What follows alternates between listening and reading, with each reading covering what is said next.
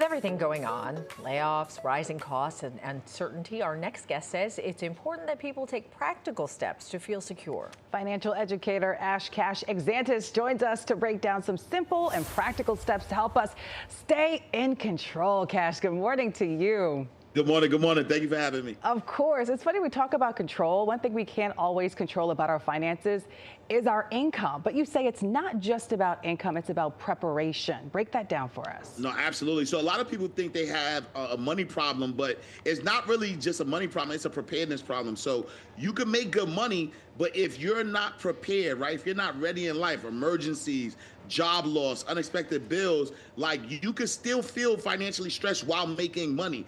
So it's not just about how much you make, it's about like how prepared are you when life happens? Yeah, I mean, so you have 3 money moves, right? Yes. So let's start with step 1, and why is it so important right now?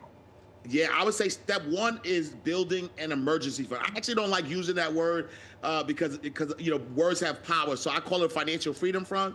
But emergency fund is important because this has to be your foundation. Before you invest or try to grow money, you need stability. And it's kind of getting you ready, just practicing investing, right? Just putting that away.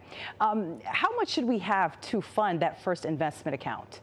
And this is where it gets tricky, right? Because a lot of experts say you need 6 to 8 months of expenses, right? And when you think about that number, it's like, oh my God, how am I gonna do it? So people try not to do it at all. I would say just start with $1,000, right? Because the average American, right? The average American doesn't have $1,000 for an emergency. So I would just start with $1,000 first. And then once you get there, then I would aim for at least, 3 to 6 months. And then the best number I would say is 6 to 8 months. Okay. You know what's so funny though, because people will say, oh, well, it's my emergency fund. Well, my extra pair of boots and that beautiful coat it's an emergency. Sometimes it is. You gotta be careful about what this emergency really is. All right, but I digress. Step 2, though, you say is protecting your income. So what does that look like for the average person? Yeah, so protecting your income, you got to think about it. Income is your biggest asset, right?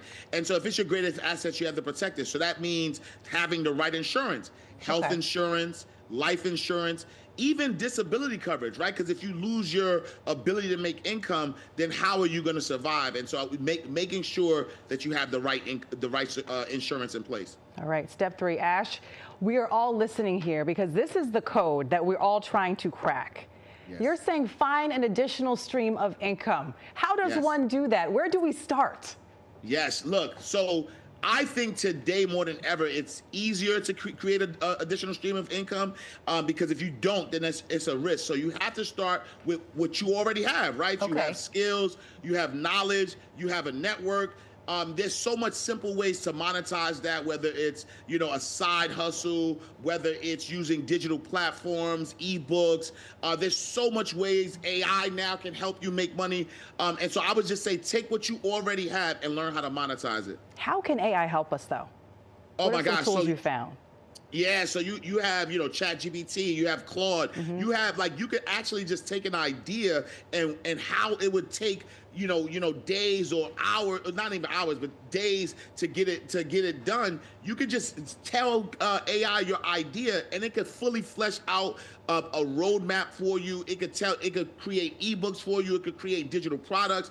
There's so much that AI can do that makes it easy, right? So even if you have a 9 to 5, you don't have to quit your job. You can do both at the same time. Yeah, but real quickly though, if you want to start a side hustle, sometimes it takes money to start that. So how much should you even invest in starting a side hustle?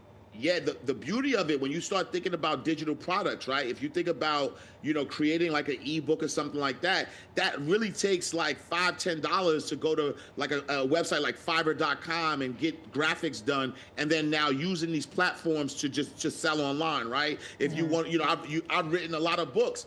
A book, like to publish a book will probably cost you less than $1,000. But then even from there, if you want to start a t-shirt line, there are print-on-demand services now that you don't even have to have the inventory. You could just create the product, pay like $5-10 for the graphic, and then put it out there, and you get paid as people buy it. So it's really, really simple. Technology has equaled the playing field. It's just about the knowledge, just knowing what platforms to use, and then really after you have the side hustle, it's about marketing. It's about promoting it. It's about having that conversation so people know you exist so they can buy it. Right, and the next trick is forgetting you have that additional stream, just putting that away, invest that additional stream. Yeah, don't see it. Yeah. Don't look at it. All right, Ash, thank you so much for joining us. We appreciate you. Thank you. Likewise.